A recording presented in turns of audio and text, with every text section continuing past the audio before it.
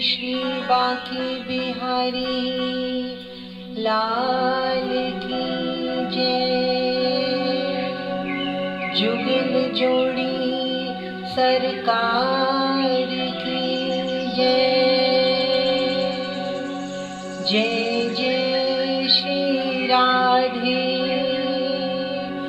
जय जय श्री राधे, जय जय श्री राधे श्याम।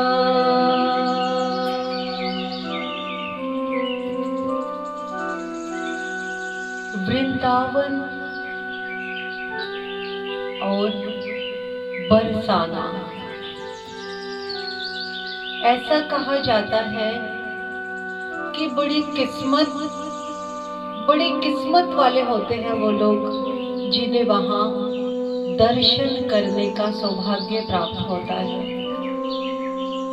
और सोने पे सुहागा जो वृंदावन में ही रहे या बरसाने में रहे। आइए आज आपको एक बहुत सुंदर प्यारी बरसाने की घटना बताते हैं। बोल श्री राधे रानी सरकार की जय। बरसाने में एक सेठ जिनका बड़ा अच्छा व्यापार था, 3 पुत्र 3 बहुएं, बड़ा प्यारा परिवार। बहुएं बहुत आदर करती अपने ससुर जी का। सेठ की जो पत्नी थी वो काफी पहले स्वर्ग सिधार चुकी थी, तो सिर्फ घर में 3 बेटे 3 बहुएं और सेठ जी। सेठ जी बहुत पूजा करते, अर्चना करते, सत्संग में जाते, जो भी ऋषिवर मिलते, सद्गुरु मिलते, सब प्रेम उनका स्वागत सत्कार करते तथा जो भी वश में होता सदैव दान करते। परंतु फिर भी अपनी दुकान पर जहां उनका व्यापार चलता था कुछ उदास बैठे रहते। एक बार उदास बैठे हुए थे, सामने से एक साधु महात्मा निकले। साधु महात्मा तो अंतर्यामी होते हैं।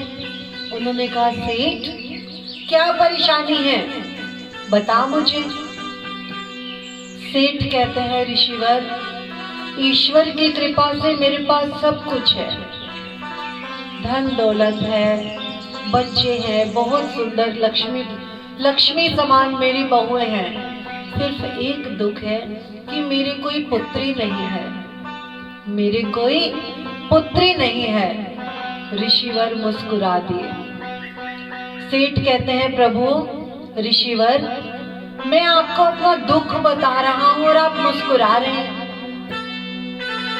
ऋषि कहते हैं, सेठ तो जिस नगरी में रहता है वो राधा नगरी है, वो राधा नगरी बरसाना है जहाँ श्री राधे निवास करती है। तो क्यों नहीं उस राधा को अपनी पुत्री बना लेता। सेठ कहते हैं, ऋषिवर ये तो मैंने कभी सोचा ही नहीं। अब प्रणाम किया ऋषि को, दान दक्षिणा दी और अपनी दुकान का शटर डाउन करके बाजार गए सेठ जी, और एक बहुत बड़ा विग्रह, बहुत बड़ा एक फोटो लेकर आए श्री राधे रानी सरकार की, बड़ी प्यारी। और लाकर वो फोटो बड़े प्रेम से पूछ के जिस कमरे में सेठ जी सोते थे उस बेड के सामने वाली दीवार पर वो विग्रह, पूरी दीवार पे बड़ा विग्रह लगा दिया। अब जब सोते तो राधे रानी सरकार को देख के सोते, जब उठते तो उन्हें देख के उठते, प्रणाम करते। दिन अच्छे से बीतने लगे, मन से हृदय से उन्हें ऐसा महसूस होने लगा कि मेरी पुत्री मुझे मिल गई, ऐसा महसूस होने लगा उन्हें। आप देखिए, एक बार की बात है, दुकान खोल के बैठे हैं, सामने से एक मनिहारन निकली जो चूड़ी बिंदी लिपस्टिक बेचती है। सेठ जी की दुकान के आगे से निकली। सेठ ने आवाज लगाई, अरे मनिहारन। मनिहारन बोली, जी सेठ जी, जरा हमारे घर भी चली जाइयो, बहुओं को चूड़ी पहना दियो और जो हिसाब बैठे आते हुए मुझसे लेके जाना। मनिहारन कहती है, ठीक है सेठ जी। अब चलती चलती चलती चलती चूड़ी पहनाने के लिए सेठ जी का घर आया। सेठ जी के घर आकर आवाज लगाई मनिहारन ने, चूड़ी पहन लो, चूड़ी पहन लो। सेठ जी की तीनों बहुएं बाहर आई। सेठ जी की तीनों बहुएं बाहर आई, चूड़ी पहना दी सेठ जी को। और पता है बहुओं को कि पिताजी पैसे दे देंगे, तो पैसे नहीं पूछे। मनिहारन चूड़ी पहना के जैसे ही मुड़ने लगी, किसी ने उसका आंचल खींचा। पीछे मुड़ के देखा मनिहारन ने, कोई नहीं। नीचे निगाह की तो एक छोटी सी प्यारी सी बालिका कहती है, मुझे भी चूड़ी पहनाओ, मुझे भी चूड़ी पहनाओ। तो मनिहारन कहती, कहाँ से आई तो इशारा करती है सेठ साहब के घर से। मनिहारन ने सोचा कोई रिश्तेदार के बच्चे आए होंगे, छोटी छोटी प्यारी प्यारी चूड़ियां पहना दी। और मनिहारन उस बालिका को देखी जाए कि कितनी सुंदर बालिका, कितनी प्यारी बालिका, उसको निहारती हुई बड़े प्यार से चूड़ियां पहनाने लगी। मनिहारन पहना दी चूड़ी। चलती चलती चलती चलती शाम होने को आई। सेठ जी की दुकान पे पहुंची। सेठ जी ने कहा, कितने पैसे हुए? बोली सेठ जी 80 रुपए। 80 रुपए? बड़ी महंगी कर दिए रे तूने मनिहारन, पहले तो 10 का पहनाया करती थी, अब कैसे कर दिए 80 रुपए? क्या हिसाब हुआ 80 का? कहती है मनिहारन, सेठ जी बहुत महंगाई हो गई, 20 रुपए ही तो किए मैंने चूड़ी का दाम। 20 रुपए किए तूने चूड़ी का दाम, तो 80 कहाँ से हो गए मुझे बता। तो मनिहारन कहती है, सेठ साहब कुर्सी पे बैठे हो, दिमाग तो ठीक है, सठिया तो नहीं गए। सेठ कहते हैं, मनिहारन जो मैं पूछ रहा हूँ वो बता, 80 कैसे हो गए? मनिहारन कहती है, आपके घर से 4 जनों को चूड़ी पहनाई तो 4 को 20 से गुणा करो, कितने पैसे होंगे? अरे मनिहारन, मेरे घर में 3 बहुएं हैं, 3 बहुओं को तूने पहनाई है, किसी और को पहनाई होगी? नहीं सेठ साहब। अब सेठ क्रोधित हो गए। सेठ क्रोधित हो गए कि मनिहारन उससे झूठ बोल रही है। सेठ ने अपनी टेबल पर 60 रुपए रख दिए, ये उठा अपने और चल, ये उठा और अपने चल। मनिहारन कहती है, तो ये भी अपने पास रख ले पैसे, इतना बड़ा सेठ है ना, तू 20 रुपए में और अमीर हो जाएगा, मुझे कोई फर्क नहीं पड़ेगा। आज मनिहारन बिना पैसे लिए सेठ की दुकान से चली गई। सेठ जी ने भी वो पैसे उठा के वापस अपने गले में डाल दिए और आए। शाम का वक्त हुआ, दुकान अपना बंद की, शटर डाउन किया, घर आए, हाथ धो के खाना खाने लगे। खाना खाते उन्हें ध्यान आया मनिहारन का। बहू, आज मनिहारन आई थी? जी पिताजी। सबने चूड़ी पहन ली? जी पिताजी।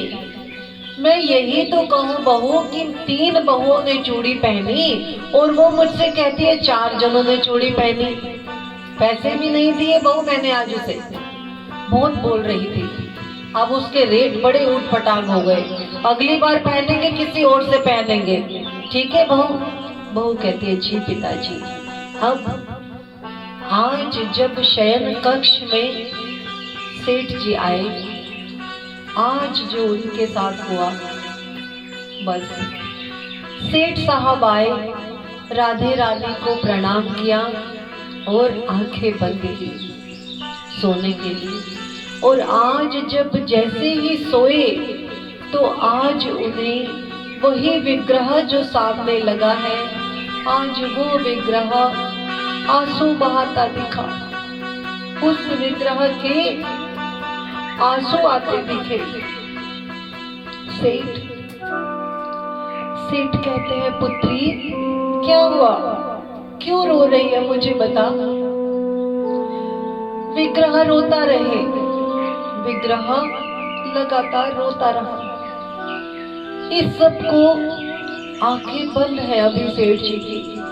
एकदम से नेत्र खुल गए और उन्होंने सचमुच देखा कि सामने विग्रह जो राधा रानी का खड़ा है उसमें से आंसू गिर रहे, वो रो रहा है। सेठ जी की आंखों में आंसू आ गए। पुत्री, मुझसे कोई गलती हो मुझे बता, क्या हुआ? राधा कहती है, पिता,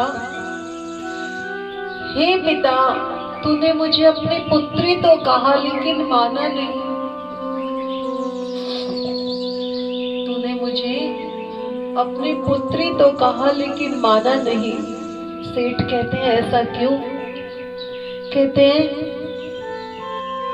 विग्रह अर्थात राधा कहती है कि जब मणिहारन ने तुझे कहा कि 3 बहुओं को और एक चौथी छोटी कन्या को भी मैंने चूड़ी पहनाई है, तो तुझे कहीं नहीं लगा कि तेरे एक पुत्री भी है?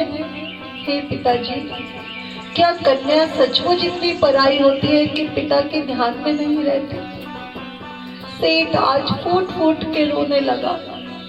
सेठ फूट फूट के रोने लगा कि हे राधे राधे सरकार, मैंने तुझे सिर्फ मुख से कहा लेकिन तू इतनी मेरी अपनी कि तूने हृदय से मुझे अपना पिता माना।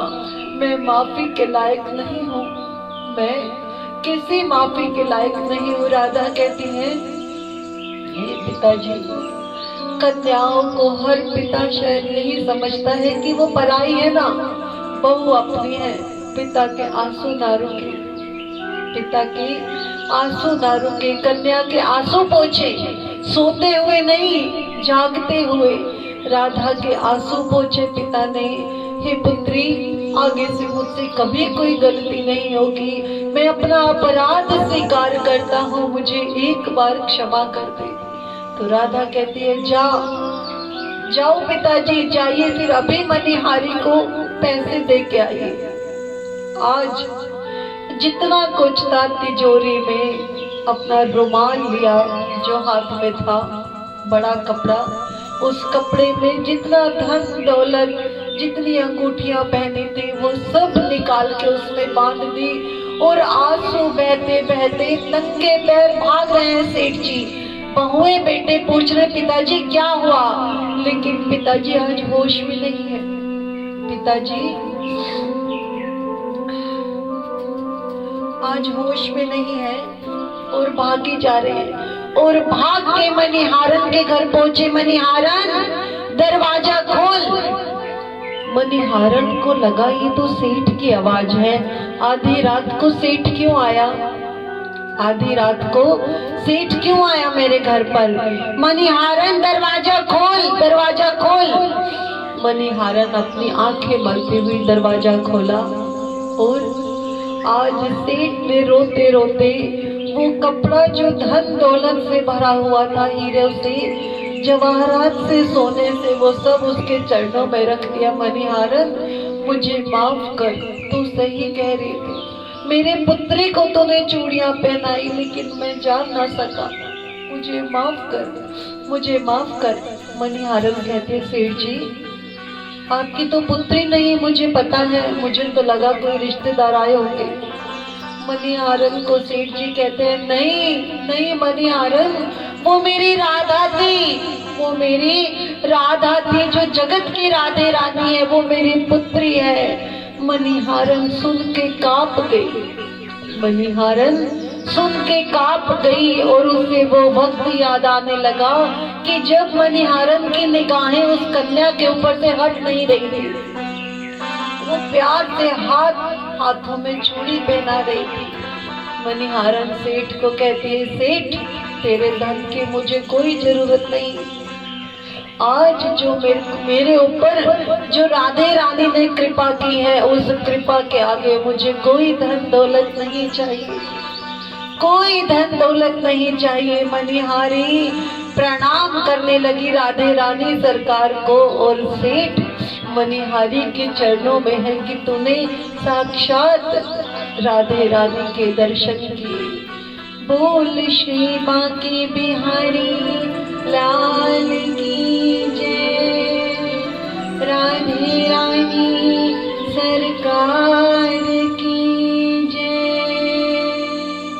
जय जय श्री राधा, जय जय श्री राधे, जय जय श्री राधे श्याम।